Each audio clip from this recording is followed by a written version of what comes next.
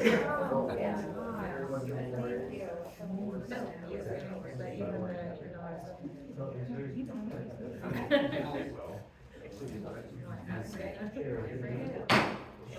evening. I call to order the City of Jarrell public hearing, regular called City Council meeting, Tuesday, July 25th, 2023 at 7 p.m. We start with the roll call. All members are present. We will now be led by Councilmember Jeff Seidel, invocation and pledge of allegiance. Let us bow our heads in prayer as we come before the Almighty, seeking His guidance and wisdom for tonight's City Council meeting. Dear Heavenly Father, we humbly gather here tonight as we set forth to do our city's business. We thank you for the men and women of our local police force. We recognize their dedication and sacrifice and commitment to protecting and serving our community. We ask that you watch over them, protect them from harm as they fulfill their duties. Help unite us all in unity as we ask again for your continued providence in keeping our children and the city safe. Amen. Amen. I pledge allegiance to the flag of the United States of America and to the republic for which it stands, one nation under God, indivisible, with liberty and justice for all.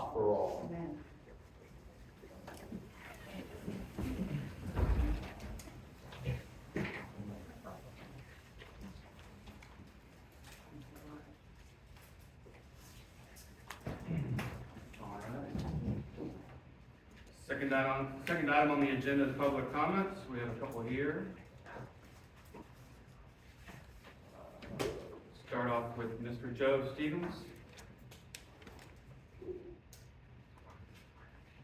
Well, thank you very much for your time. I really do appreciate it. I obviously spoke about, for the record, I just wanted to know if I'm held to 3 minutes or if there's any way I can go over that. 3 minutes is 3 minutes. Right, I'd like to make a motion that we extend it to maybe six, give them an additional 3 minutes to complete his sentence. I mean, I understand when things happened the last month, we didn't have to complete them. We have a motion on the floor. Do we have a second? Ready for the discussion? So far to make, are we allowed to? Limited to 3 more minutes. Are we allowed to do that? It's the mayor's discretion, if, to have the body vote if we would like to do that, or if it's the mayor's discretion. That's not a second. The mayor can allow the body to vote. I'll give you all that opportunity. I second that. I think you're pretty well with it. I don't think we'll hurt anything. All right, there's a motion on the floor in a second. All those in favor say aye. Aye. All those opposed say nay. Okay. So you have 6 minutes. I appreciate that. I probably won't use all of that. The meeting last week or last month, you guys obviously, or some of you shut me down pretty harshly and did not stick to the rules that you guys set in motion. And there's obviously been a pretty huge shift here where you were being directed by the city manager, which is an interesting shift and change where she's telling you what to do and how to move forward in the meetings. I did file a letter of complaint with the council members, and I was somewhat disappointed. A number of you did reach out, and I really do appreciate each one of you that did. I was disappointed that I wasn't getting a response. I was filing a complaint to a large degree against the city manager's behavior last time, which is an issue that the council member should be addressing. And each time I sent a message, I was responded to by the city manager, which that's up to the council members to be responding to that particular, those complaints. And so I do want to thank Mr. Seidel. I really do appreciate you responding. Obviously, you were out of town on vacation, so you weren't here, but I did see that response today, and I really do appreciate.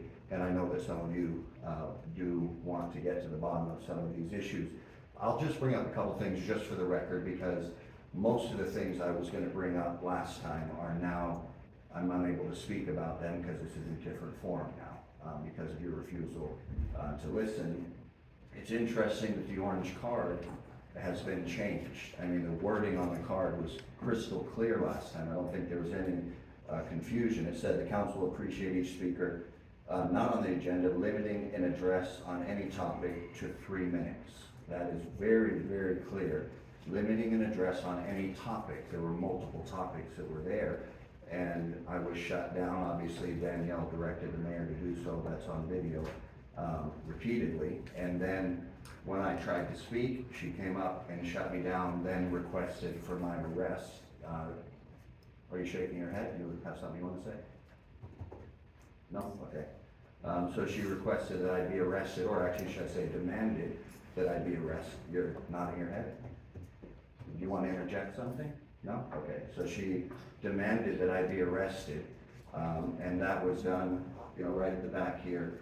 And so all I was trying to do was speak out a few things, and it's interesting, some of the complaints I had, one was against Rusty Bryson, and when I, obviously I was cut short, but how you normally do, it's always me that speaks first, and you generally end it with David, her husband, who got up here supposed to be addressing you guys. It was over here, he turned around and spent the entire meeting blasting me. And none of you, well, Mr. Islis, you did step in at one point, he apologized, turned around and continued, and I didn't see a single council member stop that. That was extremely inappropriate. He's supposed to be talking to you. His card was blank. So he had no agenda item to speak about. And it says on the orange card, if you're gonna go back to that one, it says to speak on an item not on the agenda, please indicate an area of interest. And it was a blank card, yet no one had the courage to say what exactly is your topic, besides blasting someone in the community.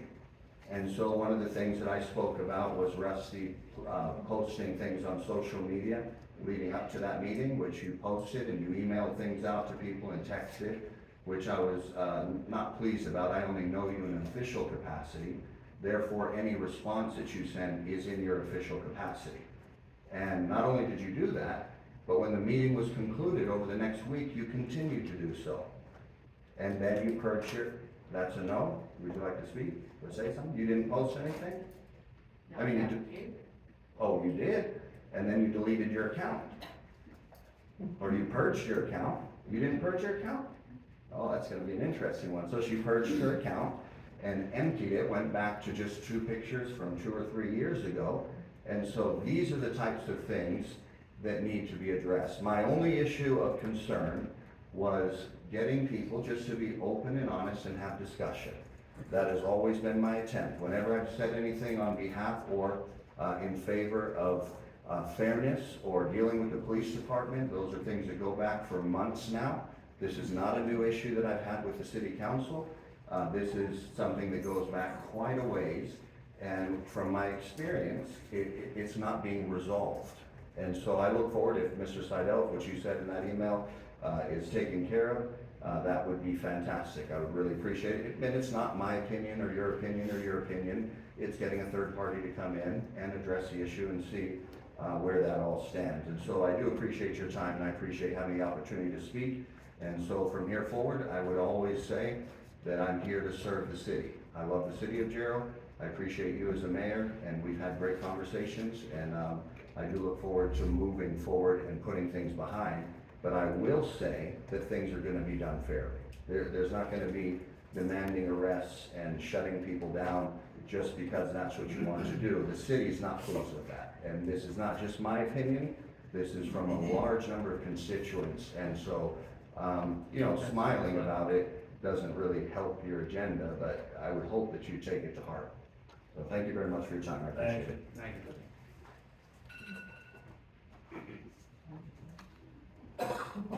All right. Next person is Shay Stearns.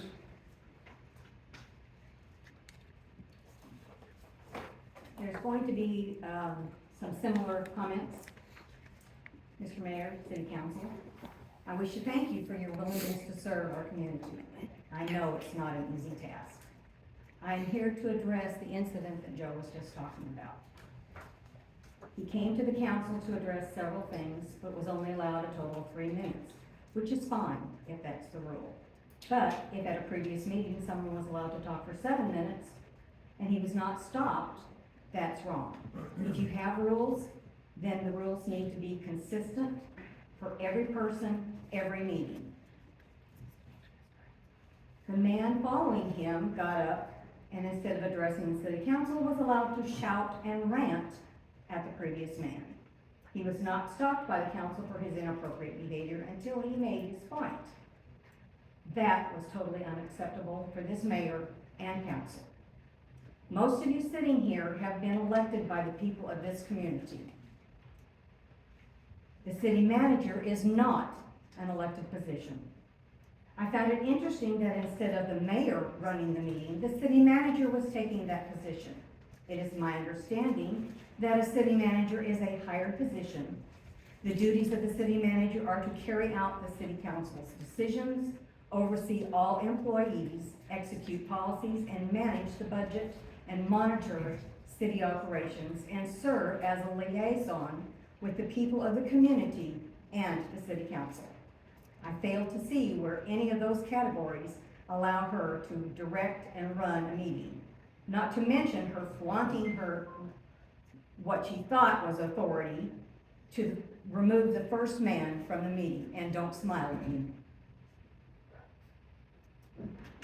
I look forward to hearing from you about my concerns. I reminded this council once before that they were elected officials and serve at the pleasure of your constituents. We are watching. Don't make us sorry that we elected you. Thank you. Thank you. Thanks.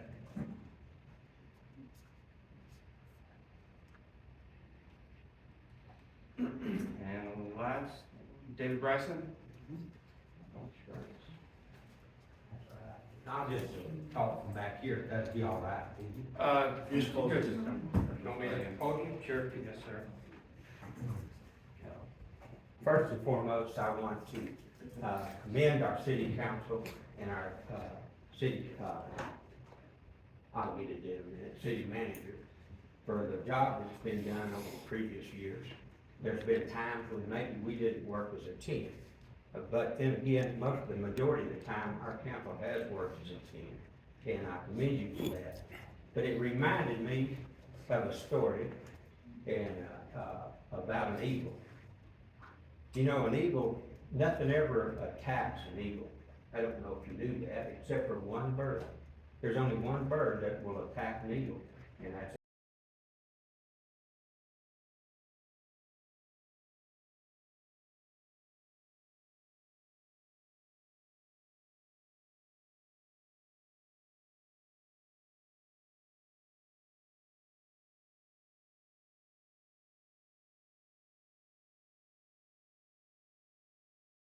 a team and work together to make the city of Jarrell a prosperous place that it can be and will be. Thank you. Thank you. Thanks.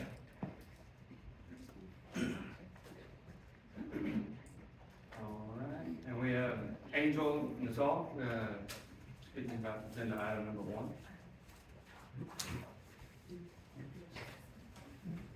Good evening. Good evening. I just wanted to talk about the issue of changing the zoning for the land on County Road 332. My concern is twofold. One is as a homeowner, with my closing agent with Centex, I paid a premium for the green zone, or green area behind the house. I don't know if they showed up on the last meeting, but they told me they were gonna send an agent to represent me. Since then, they haven't gotten back to me. I've reached out. But that's between me and them, for that, financial burden. My second concern is on that back road is infrastructure. I know they've recently added, transformers to the power lines back there. But the work that's been done on that road has been nothing but patchwork. And one of the, I hesitate to say bridges, but there's a point where the road narrows and then widens back up. And, just over the last 3 years, I've seen the concrete kind of fall out and just deteriorate, and it's getting narrow eventually. And, I just don't want there to be more construction, and then, but we leave out the infrastructure. I just wanted to bring up that concern. Is there a plan for that area to, put in that infrastructure before that land begins any kind of, permit for construction or anything? This is your time, we're really not supposed to interact. Okay. That was. Okay, Thank you. thank you.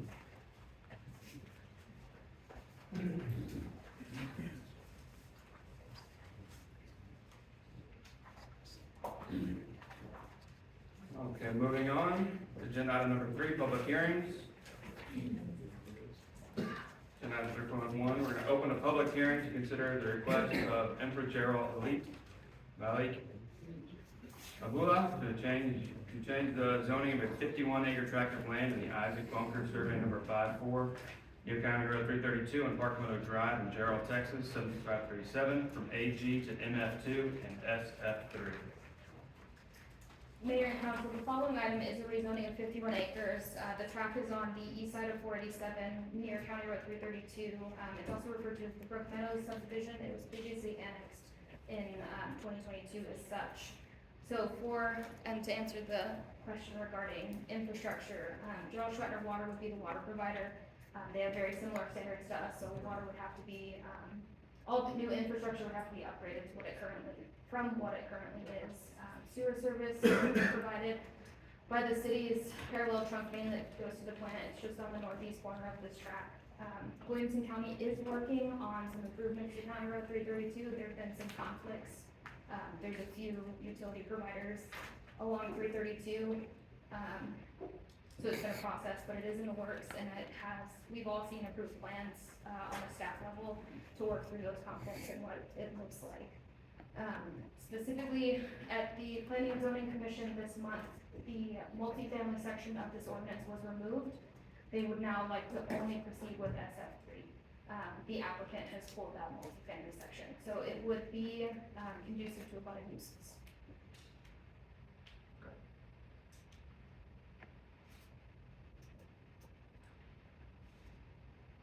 Jarrell, has to be. That would be a question for them. We don't approve anything without a water commitment. So as they go through site development, as they go through permitting, nothing gets approved without a non-standard agreement with Jarrell Schwettner Water. Then, sewer, we got a line there, we have a lift station or anything in, or is it just a straight? All gravity. And we'll ask them to provide stub outs to the neighboring subdivisions as well, so there's connectivity throughout that area internally. And then their main drive onto 332 is currently, I believe, a 60-foot right-of-way to the new 332, which is being improved.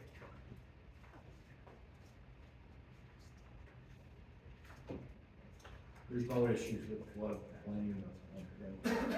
So half of their tract is in the floodplain. They cannot develop on that land because of their dedication, or what FEMA has considered floodplain. So it's only the top half of their tract. So we're rezoning the whole parcel for their request. And as SF3, they're only allowed 7 units per acre. With half of their tract being eaten up by floodplain, it's gonna be nowhere near. So that's 25, 30 acres, I don't know. About 20 acres is gonna be for actual home construction. The rest is gonna be floodplain.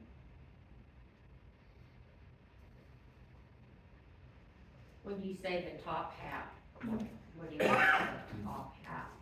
So there's an exhibit in your packets. The property, they have carved out the floodplain when the lots were sold at one point. So you can see the northern section of the Boxton parcel is gonna be what they actually build on. The southern portion is all floodplain. They can't do anything. Okay.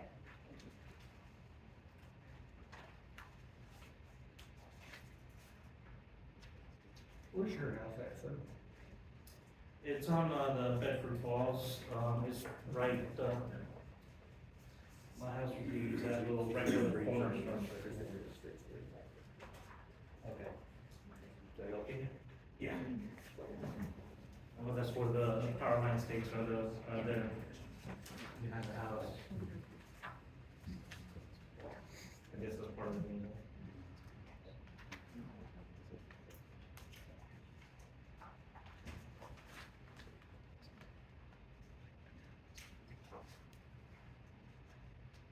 Now, I think I understand that the 3 o'clock is already under consideration by county. Done, 332, yes, so there are plans, we're doing conflict resolution right now, there's, existing Jarrell Schwetner lines, there's a Lone Star water line, we have Encore, there's a few in that area, we have our trunk main, it's something that we're working through tentatively. He'll straighten out the S-curve right there, and I believe, and, it's not for sure, but I believe that they are giving a little bit more on the road bit. They went through a process to get some property for that, but I haven't seen the most up-to-date plans, they change almost every day. So, I make a motion to approve. I second. All right, are we still in the public hearing? Oh, we're in the Oh, public hearing. Yeah, We do this that's all the right, time. sorry. Alright. Public hearing is now closed. Agenda item 3.2, discussion, consideration, and possible action regarding the recommendation of the Planning and Zoning Commission to approve the request of Jarrell Bula to change the zoning of a 51-acre tract of land in the Isaac Bunker Survey number 54 near County Road 332 and Park Meadow Drive in Jarrell, Texas, 76537, from AG to MF2 and SF3, therefore approving ordinance number 2023-0725 -01, an ordinance amending the zoning ordinance of the city of Jarrell by allowing the rezoning from AG to SF3 at the 51 acres out of the Isaac Bunker Survey number 54, also known as the Brooks Meadow subdivision, providing for a findings of facts clause, proper notice and meetings requirement clause, public facing clause, severability clause, repealing clause, open meetings clause, effective date clause. No, it's not in there, too, is it? Yeah. It's not here, but it.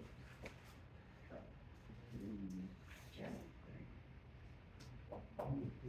Yeah, I make a motion. I second. Now we're in the right It's spot. now our motion. We have a motion on the floor in a second. All those in favor say aye. So with it being, as presented, you had mentioned that they wanted to remove the MF2. Does that matter in what we're passing, since it's listed in ordinance we have, and then I know there were some amendments to that? For clarity. I would recommend we specifically state that it's only to SF3. The ordinance is correct in stating that, but since it is listed on the agenda, just to make sure there's no confusion, I would specify that you're or that you're approving SF3 off. Correct. Do we need to re-motion that, I guess? Make a motion to with an Well, amendment. the ordinance says AG to SF3, the ordinance says that. Mhm. So, Just for clarity, because. Yeah, yeah, because in our agenda packet, it says MF2. Yeah. But the ordinance does not say that. I'll make a motion to approve that with the amendment. We're gonna have to go through the whole thing. And second by Rusty. We have a motion on the floor in a second. All those in favor say aye. Aye. Opposed say nay. Unanimous.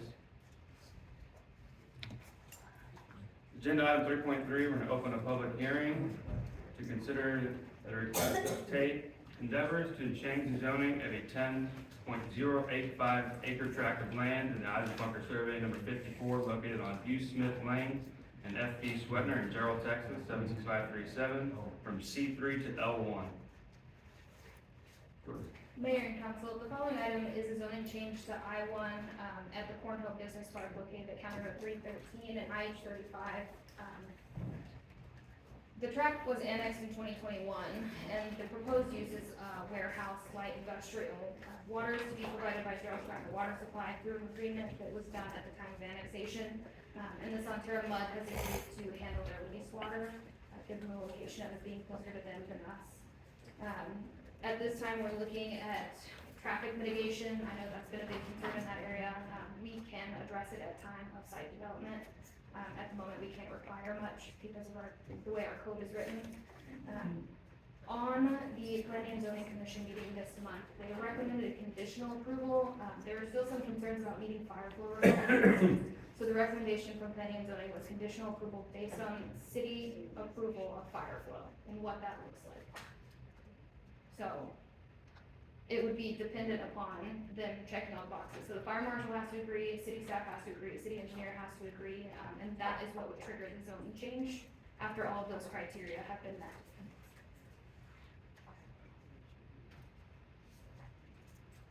So it's going from C3 to I1, Yes. not L1. No, ma'am. Good, I didn't know that. Okay.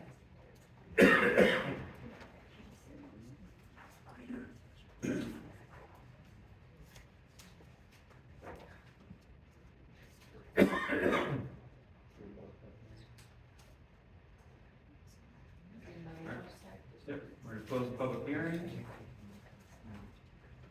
Moving on to agenda item 3.4, discussion, consideration, of possible action regarding the recommendation of the Planning and Zoning Commission to approve the request of Tate Endeavors to change the zoning of a 10.085 acre tract of land in the Isaac Bunker Survey number 54 located on Hugh Smith Lane and F.B. Sweatner in Jarrell, Texas, 76537 from C3 to I1.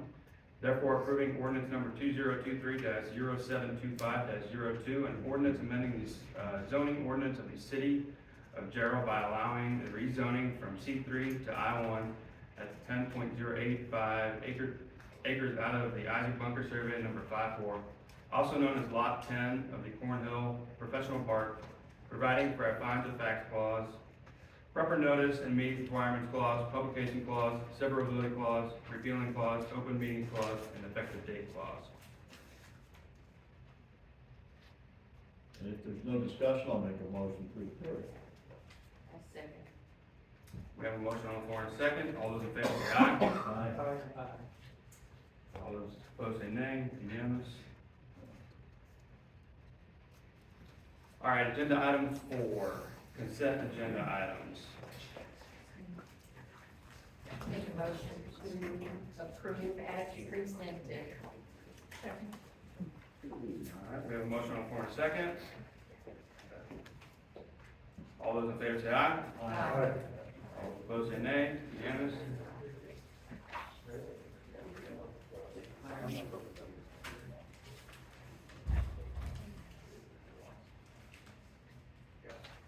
All right, agenda item 5, regular agenda items.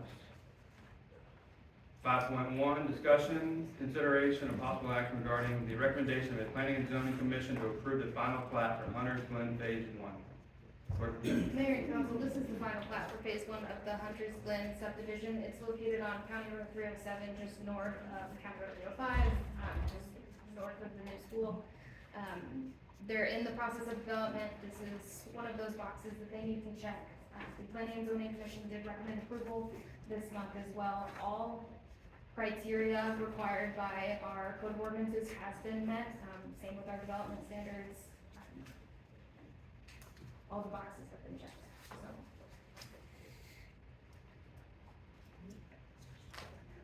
Make a motion to approve. Second. I have a motion on the floor in a second. Any further discussion? All those in favor say aye. Aye. All opposed say nay. Unanimous. All right, agenda item 5.2, discussion, consideration, and possible action regarding the Eastern Wells Monument sign. Mayor and council, per section 6.12 of our Unified Development Code, council approval of any monument sign for a subdivision is required. So included in your packet is an exhibit of what they're proposing. Total height is about 13 feet tall, total width is about 9 feet wide. It's gonna go in a landscaped median at the front of their, development off of 35. And, with the approval, this is what they have to build. If there are any modifications, anything that comes up in the fields, anything to that extent, they would have to come back. So what you're looking at is what will be put on 35, just north of the Stonebridge subdivision, at Eastern Wells. So as we look at this map, it shows the monument location set off Yes, ma'am. a ways, because we don't want a Sonterra Boulevard sign blocking people coming and going. So I want to be sure that this is far enough back that when people go up to the access road. So when they submit plans, we're gonna check the right triangles. We are allowed to do that based on VDC. So while this dot is a general location, their plan specifically will give us an exact amount of feet. Our engineers will measure the site distance all the way around to make sure that everything's good to go. And if it's not, and they have to move it, if that changes their design, we will come back to council for that. The location specifically as far as feet off is gonna be dependent upon engineering. They didn't wanna start engineering until the plans had been approved, so.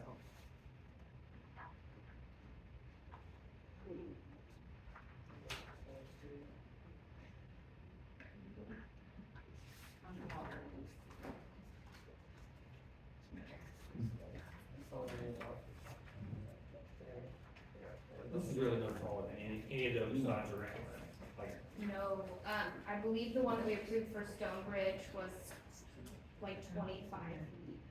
It was a pretty big one. This one isn't, it's not real. It's 3 of feet, if that helps anybody. I make a motion to approve the Eastern Wells monument sign as presented. A second. Now we have a motion to approve and a second. All those in favor say aye. Aye. All those opposed say nay. Unanimous?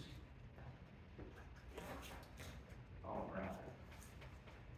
Agenda item 5.3, discussion, consideration, possible action regarding the resolution number 20023-0725-03.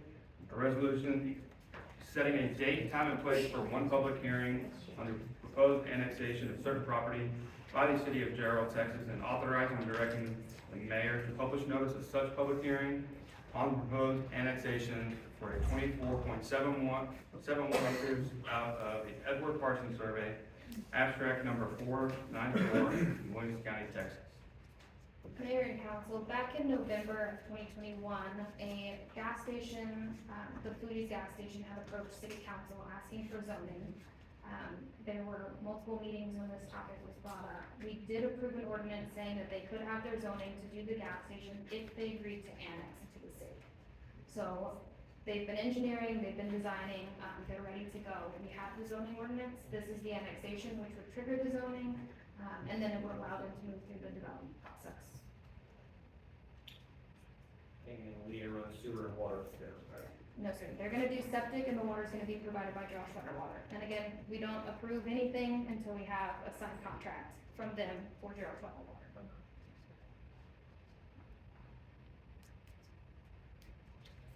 Any other improvements we have to see? There will be no dedication of public roads, they're getting a drive off of 35, it will be private, all facilities on site will be private. We're gonna venture a guess that they're gonna need to do a fire flow tank, that will be private, there's no maintenance from the city's office. And in our ordinance, I think it's discussed here, they putting stuff up to kind of block the view from the neighbors, that was one concern from the neighbors, also runoff off their property to neighbors. So when we did the zoning ordinance, that was the thought. If they were in the county, we would have no authority to regulate any of that. Our UDC clearly states that they can't impact their neighbors. So their runoff, their lighting, any outdoor storage, anything to that nature, we have the regulations to prevent that. And this is where the partnership came in. We would allow them to annex, give them the zoning, and in exchange, we could help mitigate the impacts of the development. Thank you.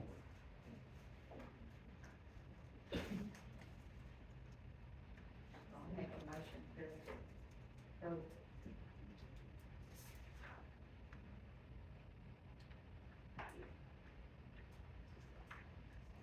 Second. Yes, we will. Here. All right, we have a motion on the floor and a second. All those in favor say aye. Aye. Unanimous? All right.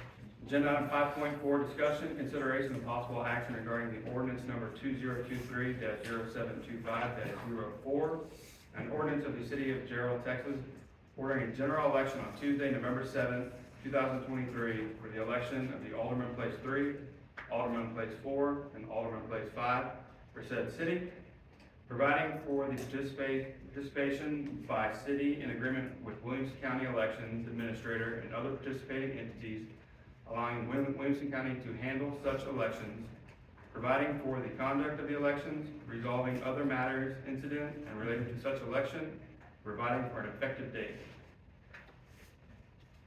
Make a motion to approve. Second. All right, we have a motion on the floor and a second. All those in favor say aye. Aye. All opposed say nay. Unanimous? All right, agenda item 5.5, presentation by city manager regarding the fiscal year 2023-2024 budget. All right. Danielle? Thank you. All right, good evening, council members. Before the meeting, I handed you a copy of the proposed fiscal year 24 budget. For the public, this will be available tomorrow, either through our city secretary's office, that you can come up to City Hall and inspect it, or you can view it online.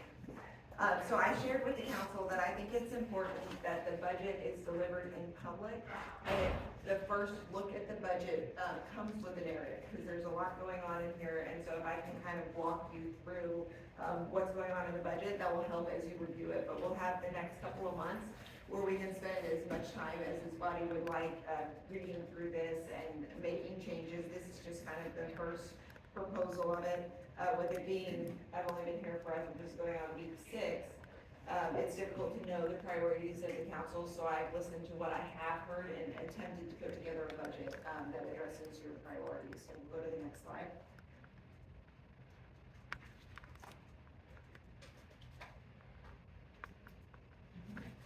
I already have to look this, I've got a few notes. Sorry, it's telling me I have to react to it. So the next slide is just gonna talk through the budget, and so I'll kind of go through those things with you. So for today, July 25th, is when you'll get the budget delivery and the presentation. In the next council item, I want to get your input on this, but we can call a special council meeting for August 1st. At that point, we would set the proposed tax rate, the maximum tax rate. You can still go less than that, but you can't go greater than that amount. And we would also need to schedule the public hearing if a tax increase is proposed, not if the tax rate stays the same, but you raise more money, you still have to have that public hearing for state law. There is an item I'm gonna talk to you a little bit further in the presentation about a potential election that we should consider calling. We would also call that at that special meeting if that's the direction council would like to go. If you would like additional time to talk about the budget, we can also schedule a special city council meeting for August 15th. And then on August 30th, which is our regular meeting, we would also hold a public hearing because your financial policies require that you hold 2 public hearings, even though state law just requires the 1. August 21st is the election call deadline. And so that is an important date to note. We just called the election for council members this evening. But if we want to call one in regards to property taxes, we would need to do that before August 21st. And then September 5th is the proposed date to conduct a public hearing on the budget and the tax rate, and also to adopt the budget. It's important to note that the tax collector's office does require us to do that by September 15th, which is a little bit earlier than state law. So again, I'll get your feedback on those dates in the next agenda item. So since we don't have the benefit of the presentation, you can follow along. I'm gonna kind of go through my city manager's message, which kind of hits the high points. So the things I want to point out to you in this budget. Um, This was my best attempt to create a budget that was transparent and meaningful. We still have a long way to go with that. I've looked at the past budgets, and it doesn't tell me a story, right? I spent a lot of time going through and actually trying to recreate past budgets so I can find out where we were. I spent a lot of time trying to get numbers to line up, they don't always line up. So one of the focuses for this next fiscal year needs to be our transparency and financial reporting. We have been given, oh, here we go. All right, which means I don't have to read things so much. All right. That's the correct side, yes, thank you so much. We have been put on notice that we could receive a potential negative bond rating. This happened, first of all, whenever we went out for our bond rating, it was back in April of 2023. At that time, they decided to remain neutral, but they were concerned because not all the numbers added up. I spent a lot of time trying to reconcile the audit with our ledgers, and I was unable to do so. I asked a series of questions, and I was still not comfortable with this. And so one of the things I'm gonna request from the council with this budget, and it is in the proposed amount, is that we actually do a reconstructive audit of all of our finances. I feel like that is very important, and I feel like it's imperative for us to maintain our bond rating going forward, which is a very good bond rating. After I had a chance to dive into things, I sat down with our financial advisor. I shared my concerns with them, which they also shared the same, they had noticed the same things, but hadn't gotten into the depth that I had at that point. They're recommending we have a CFO. They believe that if we do not, it will hurt our bond rating. It was not something that I was gonna have on one of the priorities. I did feel like we needed to have a very strong financial person. But after talking to our financial advisors, I would completely agree. I spent every single available minute. I quite frankly neglected the other needs of the city to dive into the finances, because this was the number one thing I had to get through and had to get through at a certain date. And if I'm acting as the CFO, I'm not acting as your city manager, so I do think that we need somebody in here who can come and take control of this and constantly have it monitored.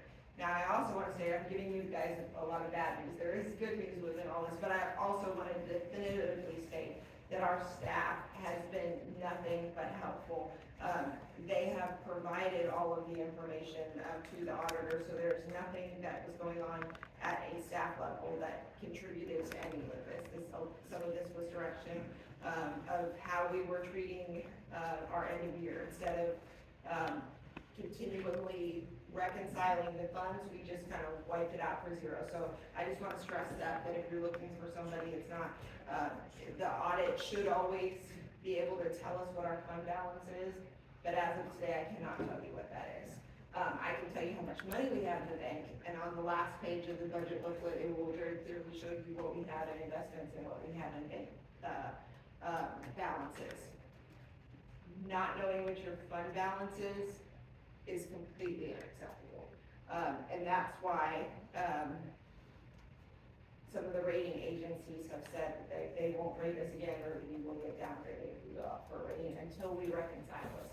Now, the reconstructive audit, will go through everything, right? I mean, we're talking, I went through, I think the ledgers that Diane, the report she was running were over 300 pages, and I was going through those line item by line item, building budgets all the way back to 21. You have back to fiscal year 22 in here, so you can see how things have grown over time. And so this will be a huge effort, but something that's very necessary. The other thing, in order to avoid any bond downgrade or rating downgrades, is that we have very healthy fund balances. And part of that is we didn't know how much money we had, so we didn't know what we could spend. That is the one thing keeping us at a very high bond rating. And so it had been my intent going into this budget to discuss with the council ways that we can begin to spend these funds.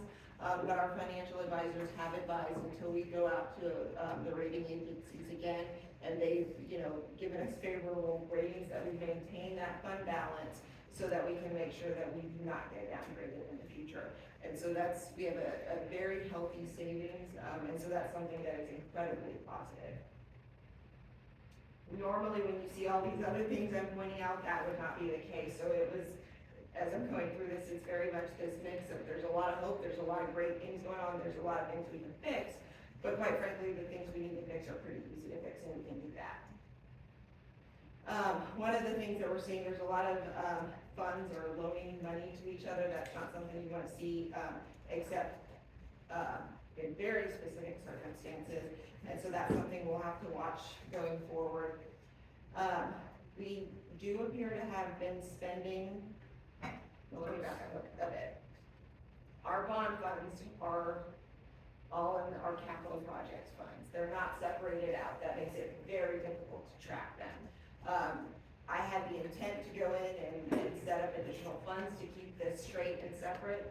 But as I quickly came to the conclusion that we had to have the reconstructive audit going, I did not want to start making moves into new fund balances to make it more difficult for them. So we kept everything as is for now, but that's something we'll need to address. It does appear that we've had some maintenance and operation expenses. While they may not have been from bond funds specifically, it's hard to tell they're from our capital projects funds, which should not happen. I'm specifically referring to pump and dump with the sewer that you guys are aware of. And so it's built into project costs, and that's not okay. We've had excessive transfers. Again, this goes back to the fund loans. We transfer in, we transfer out, and it makes it very difficult to track what our funds are and how much we have. So we need to, not only when the auditor comes in, we need to reconcile all our project expenses, but one of the other reasons for keeping that large fund balance is that we need to reimburse expenses that have occurred, especially where bond funds are concerned, and that's one of the things that our financial advisor also stressed. Because of all of this, I was not comfortable projecting any new capital projects. I mean, our focus needs to be making sure that we're looking at this and finding out exactly how much money we have, what's been allocated to where. You know, we have a lot of development agreements that have been signed. That's probably the next thing that I will dive into. But I've kept that, just we'll carry over the projects that we've continued doing and have not proposed anything new. Next slide. All right. So, let me catch up on my notes here. Our property taxes. The good news is we are a growing city, and so our revenues are going up. And so while a lot of this stuff may seem dire, we are actually in a great financial position, and the things that I feel like we need to have, we're able to fit into this proposed budget. As you go through it, you'll see enhancements, which kind of detail things that you could decide to remove or change over to other things. But the thing I want to point out about our property taxes, there are two portions of the property tax. So your first is your maintenance and your operation portion, right? And this is what you use to fund, you know, your public safety, your police officers, your parks, your streets, events, public services, administration, all of those things. And then you have a separate portion where you have your interest and sinking payments, your debt service payments, right?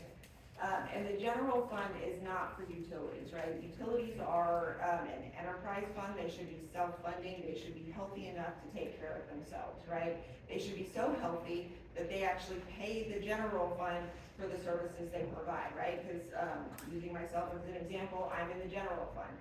But I spend a lot of time on utilities, and so the utilities should pay for those services because the taxpayers deserve a return on their investment, and the taxpayers own that utility. That's not been what's happening here. So all of our current debt payments, and this has been the case since 2020, we've only once that I was able to see have taken out debt that was not water or wastewater related, and that was for the City Hall building, which we paid off in 2020. In fiscal year 23, 70% of all property taxes were used for debt service payments. And those debt service payments were used for utility projects. So 70% of all the property taxes And for each individual homeowner, 70% of 70 cents on the dollar of what you pay went to pay for water and wastewater projects. That means our general fund is subsidizing our utilities. And that would be concerning in any city, but when we have, by cost, 80% of our wastewater customers live outside the city limits, that means our city residents are subsidizing, our utility users outside the city. Isn't that generally used for growth? I mean, if we're gonna go ahead and put it into that fund, it's only to establish more growth, which means more rooftops, with more revenues. That's an excellent point, and I agree that that could have been used to set it up at the beginning, but it needed to transition at some point. And 70% is pretty egregious, yeah. But no, it absolutely could be a strategy at the beginning, but I don't know when the last utility rate study has been done. I don't know that there's been one in recent history, but what this tells me is your utility rates are too low. And so we need to make sure we're working to right-size the utility rates. Now, that may take us several years to go into, and nobody likes raising anything. But by raising our utility rates, our taxes become used for things that they should be. And so instead of a few residents subsidizing a large number of utility customers, it becomes right-sized. So it's a small increase to make up that same revenue that's needed. We are making strides in this fiscal year towards this. So it used to be 30% M&O, 70% INS. With this proposed budget, we've moved to 46% M&O and 54% INS. And it's important to note that these were my calculations prior to the tax office certifying and sending us those rates. I saw those right before I walked in here, and they're very close, so it may change by a percentage or so, but it's very close. I'd like to also note that this also is occurring while we're paying for new debt service that occurs for the first time in fiscal year 24. So not only are we changing that, but we're also increasing the amount we have to pay for debt in the first place. So that's a huge undertaking. It's something we need to focus on over the next few years, and we don't need to move into it too quickly. Because the thing that we have to make sure is that we protect our tax rate, right? So we already have very low taxes, which is a fantastic thing. We want to keep it that way, but we also want to make sure that we don't lose our ability to issue debt in the future, right? So we want to be able to, issue debt for roads, to the public at some point. I've heard a lot of swimming pools. What is it the public wants? And again, we have a lot to work on, but some of these things are very easy to get into. And then there's a huge reward at the end. And so what I would recommend after we go through that utility rate study, we make a plan for how long it's gonna take us to back out of our utility fund being dependent on our general fund. And once we start taking more of that debt to utility fund, we should start issuing debt that's for the general fund. So at that point, we would be ready to have a bond committee and hear from our citizens what is it that they're interested in. I think we hear quite a bit that we don't provide enough services. Well, this is why, because the services we're providing are based on the utility. Right, next slide. All right, I promise, I think this is the last big issue that I'm gonna. At some point, the city adopted a half cent of their sales tax for property tax relief. At the time, that was a great move, and it was intended to make sure that our property taxes did not get too high, right? So essentially, the voters were capping the amount that the city council could raise property taxes to. So that was a great thing. Isn't that dependent upon the vote? You can raise it. Yes, you would have to, you're absolutely right. So what it does is it makes you take out and increases to a certain amount out to the taxpayers. Cities generally don't go to that rate because unless it's for specific project, it's not likely to pass. That could be different in each case. Problem is that it was such a great idea that in 2019, our state legislature decided they would pass that for all cities. And so you probably heard, that they put a 3.5% cap So essentially, as a whole, all the existing properties in the city can't pay more than 3.5% without going out to the voters for approval. The problem comes, and now we've got our own self-imposed cap, and now we've got the state-imposed cap. And so these are competing caps that are going to continue driving our property tax down. This year, so if you're familiar with the rates, there's a voter approval rate, right, which is that 3.5% rule. And then there's the no new revenue rate, which is the tax rate you would set to if you were not going to collect any additional revenue. Because of these two caps, it pushed our voter approval rate below our no new revenue rate this year. So think about that. Now, all of a sudden, if this were in effect, we would not be able to collect any more taxes from now until forever. The one thing that's saving us this year is that we have a third tax rate because we're a small city, so we're under 30,000, and so we have a de minimis rate, which means that we can automatically collect an additional 500,000 in property taxes. And so if we were not to address this issue by the time we got to a population of 30,000, which all the development may not be that long from now, we would just slowly decrease our tax rate until we no longer have a tax rate. And I know that can sound good in theory, but that is not stable. So then your city becomes very susceptible to any economic downturns, right? And this is how we fund our police officers. This is how we fund our parks. These are things. It's going to just further decrease the rate of service that we can offer for our citizens. So what I would propose, this is what I was saying about proposing a election to change this. And so I don't recommend that we delay this because it actually, I mean, it did put a tax cap in for this year already. It just wasn't so dire because we had that de minimis rate that we could rely on. And so I don't recommend that we put it off any further, that we call the election for November. Not something you need to do tonight, but I would like to get feedback if that's something you'd like me to put on a special meeting to discuss a little bit further. This is something that was always going to happen. There are a lot of cities with this issue. This is not the first time I've gone through an election for this very same issue.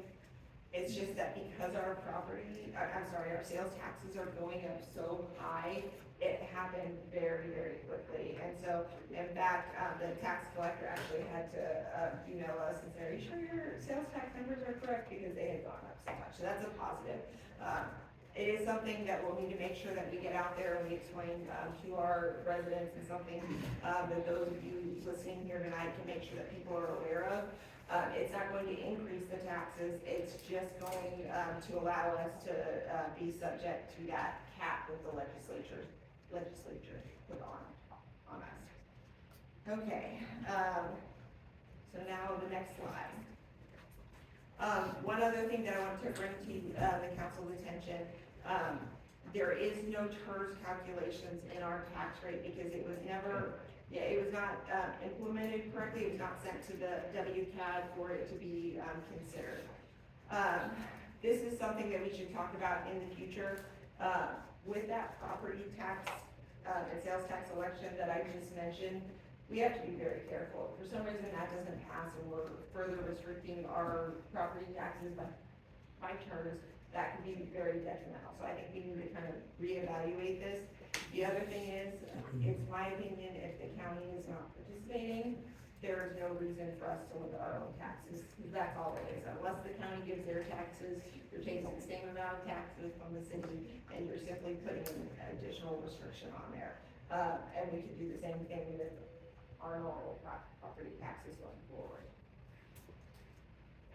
One of the things that we've been doing is outsourcing everything. It's been commented on in our bond ratings about our number of employees per capita, so that's something we need to consider. It's also incredibly expensive, and it limits our ability to provide customer service, right? Because it's not just a matter of sending an employee out there, it's, oh, what does the contract say? So that's something I think that we need to focus on over the next several years to make sure we're bringing more things in-house. Staff compensation. So I have some data that I had from the previous city from 2021. So what I've done, and I'll provide additional information to the council regarding this, I looked at each position and saw where they lined up with the market. And so what is included in this budget is to move them to the market rate based on that 2021 study. But of course, that's several years old, now, and would have been a lot of, salary increases, just cost of living. I mean, 3% was standard. In the past few years, cities have had to get a lot more aggressive with that, going up to 6%. I've seen some, that have even occurred, some that have done 8%. And so what I have proposed here is a 10% increase. And so really, that's a little bit more than 3% per year. And the other thing I have in here is the TMRS adjustment. We are currently at 6% 1-to-1. The standard is typically 7% 2-to-1. And so when you go through your actual budget, books, you'll be able to see this column that says enhancements. And so there are certain things like this that you could undo. So you know how much those things cost specifically, if you want to go a different direction. I would just like to recommend that, obviously, you know, I get, the, equivalent of Jarrell to Hutto is misapplied. The comparison of us and Cedar Park and Leander and other surrounding Round Rock areas, we are not at the 10% of what they are. And, you know, I just like that to be in consideration for what I would call scope of work, the amount that you really have to do versus what you get paid versus what a 10 times larger city would pay. I would think we should just adjust it to that. And that's a fair statement. I would also caution you that in order to attract highly talented staff, we don't pay them, right? I mean, Just like we pay us. See, I like this. You get what you pay for, and we pay nothing. Jeff, I hear what you're saying, in the private sector, we're having trouble hiring people now, and I saw Sonic on their site, I think starting $30 or $16. Yeah, So that's, or whatever it is, high, so, I mean, we're having to pay more, in the gun manufacturer that's down the road from us, they're having to pay, that's just the cost of doing business, it's getting people to come in and work, unfortunately. No, I just only bring it up because I look at it as an ultimate guy and say the guy hasn't made a job, he needs a model for it, he doesn't get 10% raise every year, and he doesn't need to equal a Hutto or a Cedar Park, which is so much larger. That's my only concern. Well, and I will also bring up that the fact that we haven't given them increases, cost of living is because of the way that our policies work. I believe we haven't changed them, our policies, that they didn't get a cost of living raise. What they got was based on their evaluation by their, superior. And the last few have gotten way more Well, but we than that for haven't, considerations of. but we haven't had any reviews, so, that's why things have kind of stayed since the last time you remember. Yeah, and I think I do, Yeah. our last city manager, we did a review, and I think when Chief Denny was appointed as well, we did. And so, and when I say review, as a matter of fact, Tanya Clausen might address it, she has done several studies, although the comparisons are to Hutto, and she went in depth. Well, I'm not against this, And- this is depending on what we're looking at. I'm just saying, let's keep it on. That the reason why we haven't done it is because of what our employee handbook says, so. And I'll provide the council additional specific position information, so you don't have Yes, to review that. I please. wanted to, it's always public information, but I wanted, to refrain from talking about that publicly. Yes. As much as possible. And Mayor Pro Tem, I know you had asked me to get you specific, data on the dates of those, salary increases. I wasn't able to get a specific date, so it appeared that there were, like you mentioned, it was based on evaluations, and so it kind of happened one at a time and whatnot, never across the board that I was able to see. I think the last time we did across the On board the- was in June. On the TMRS adjustment, I know I came out as a June 1 there, what are those surrounding similar size? Governments? And the simpler size. So let me pull that data. I had intended that have a lot more comparables in this presentation, and I spent up until the last minute working on getting here. So, let me, pull that, and that's a very good question, and I will make sure to have data for you about what other cities have. And so similar size cities, I will absolutely make sure. And the one thing to remember about TMRS is that it's easy to make adjustments early on, right? Because you're dealing with the employees you have right now. As we go on, let's say 20 years from now, they want to make an increase, they won't be able to, right? And that cost will be so astronomical, because we'll have to basically back fund it all through, from when it went into existence, so that's something you have to consider. But I will provide that data. And so finally, I'll end on a happy note, is there's a lot that we can do, there's a lot of potential here, so I know that a lot of that sounded pretty dire, and there are a lot of things we need to address immediately, right? But we are not in a bad situation. We've, in this, budget, we have 4 new proposed positions, and my next slide actually walk you through the entire budget book, which I can do if the council would like, but it's specifically outlined, so there's a lot of stuff that we can do here. One of the things, some of it's very simple, so I don't know how many people know this, but I wasn't aware. We own a 20-acre site with about a half-acre pond on it.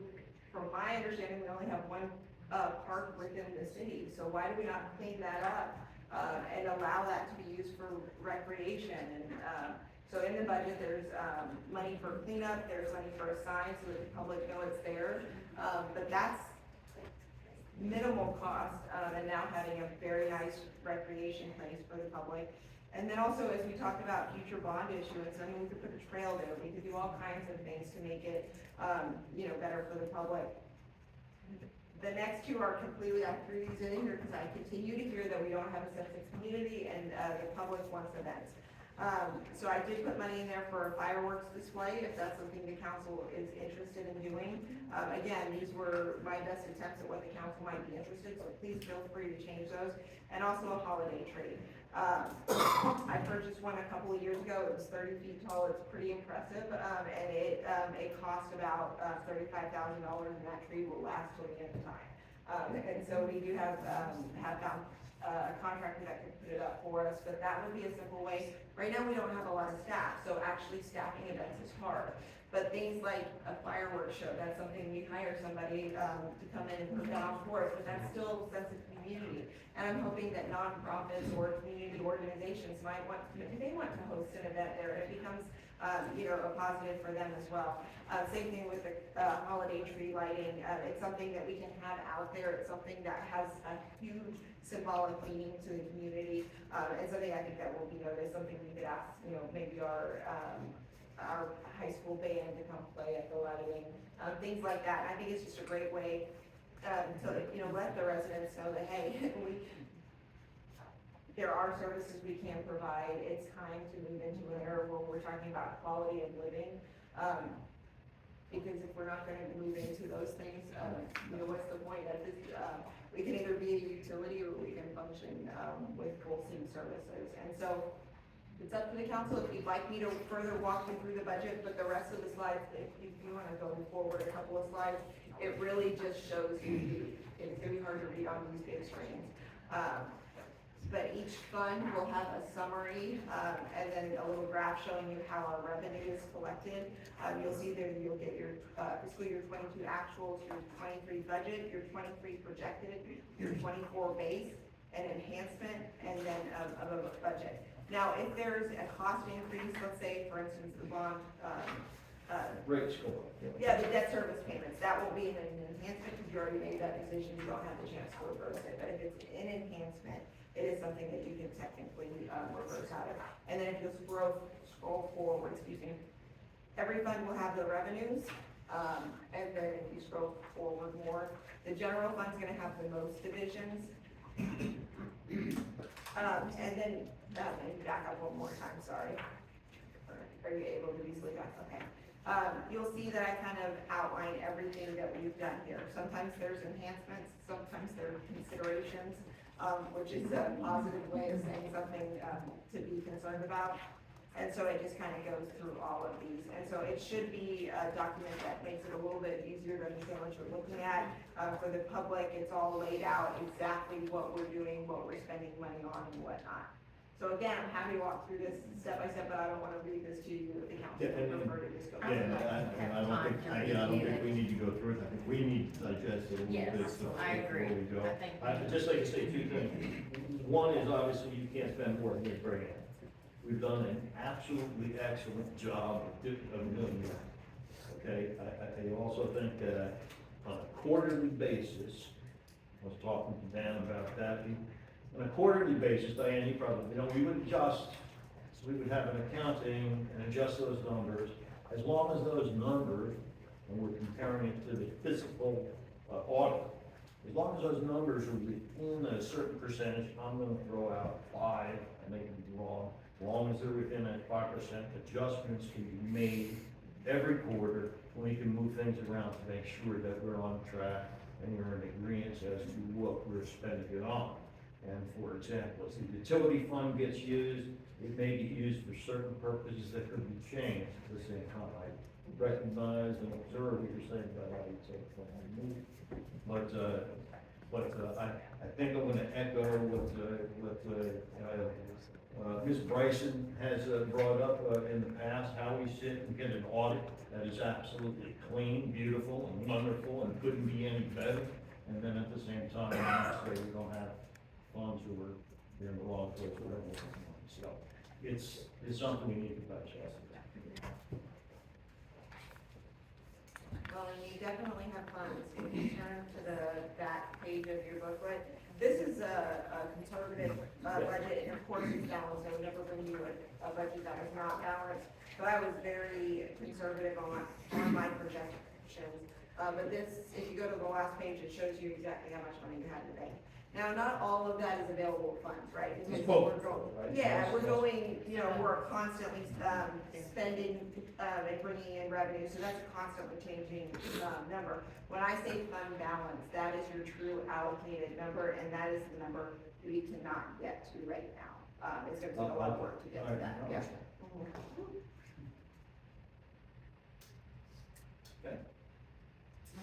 Yeah, I'd love to have some time to go through this and But I think we need to get busy. Oh, well. We're in August. August 1st is next week, so we got to study quick. Yeah. So maybe perhaps you can propose a date and try to get us all together quickly to do that. It's just a bit. Absolutely. If there's no further questions on this item, we can move on. Okay.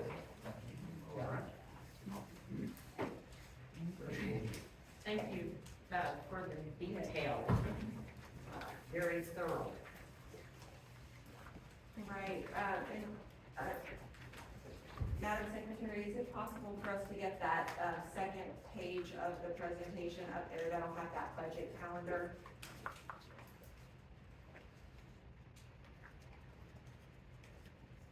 Of my budget presentation. Here we go.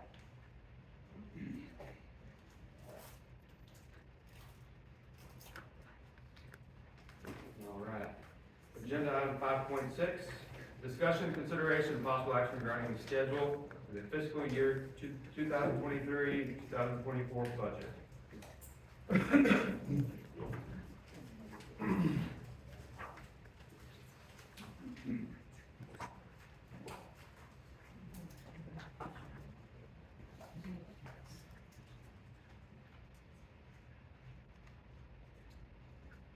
And so ultimately, I think it depends on how much the council wants to discuss this. We could go ahead and propose special meetings for August 1st and August 15th. That gives us, if we do that, it would give us 3 meetings. We have a meeting on August 30th prior to actually adopting the budget. Technically, you could push back the budget adoption as long as it's by the 15th. If you needed additional time. But I will, between now and August, I believe it's the 8th is a Tuesday, need to present to you the no new revenue rate, voter approval rate, and stimulus rate. And so we are required to have a meeting, between now and essentially August, so we can send notice to the taxpayers. So basically, a meeting a week. You could just have, I guess, 2 extra meetings, or you could even, I have to look if you could actually adopt it on August 21st. There's state notification deadlines, but you could do July 25th, August 1st. I want to rush through it. No. No, Yeah, I was gonna say we basically want meeting it a done week. right. Yes. August first. So we're looking at August first, August 15th, or are we also looking at August 8th? That's a P and Z meeting, and so that's why I did not include that, but we certainly could work around that. They meet at, is it 5:30 now, or is it still 7? At 6, I'm sorry. For this next one, we've talked about starting at 5 for a workshop, if necessary for budget. We can shift that accordingly. Who can participate in these workshops? Anybody? That's it. Can I clarify the city council meeting on the date here, August 30th, 2029? August 29th, a regular meeting. We meet the Tuesday of the month, I'm which sorry. would be the 22nd. Kind of saying it every 2 weeks, is the goal that I was seeing. And yes, ma'am, that should be August 22nd. I think I left, one of the, notification deadlines. So if you want to be, so, put it on the regular schedule. Okay, absolutely, yes, ma'am. So August 1st, August 15th, August 22nd, right now. Yes, ma'am.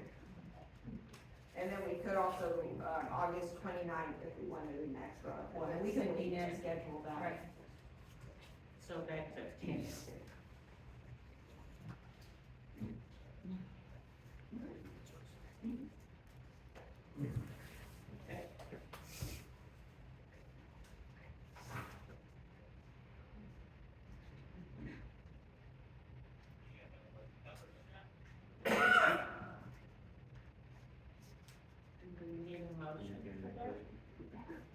The general consensus is the 1st and the 15th, we will schedule those meetings. Okay.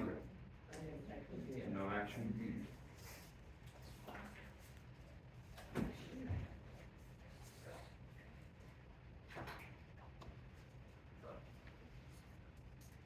All right. Agenda item number 6, we're to adjourn into closed session, executive session. Before one closed, executive session pursuant to 551.074 of the Texas Government Code, deliberation on certain personnel matters and deliberate the appointment, evaluation, reassignment, duties, discipline, or dismissal of public officer or employee to wit, police chief. We're now adjourned at 8:17 p.m.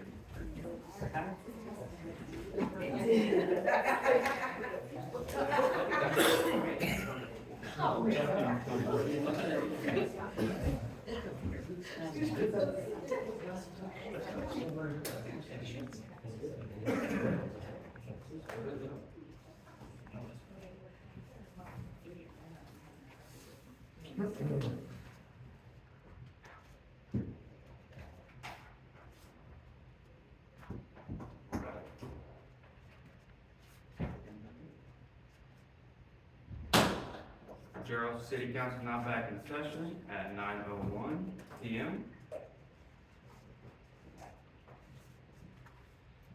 Agenda item 7.1, discussion and possible action regarding the appointment, employment evaluation, reassignment, duties, discipline, or dismissal of a public officer or employee to wit, police chief.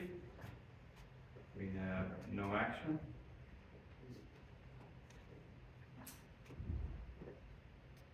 There's no further business. We're adjourned at 9:01 p.m.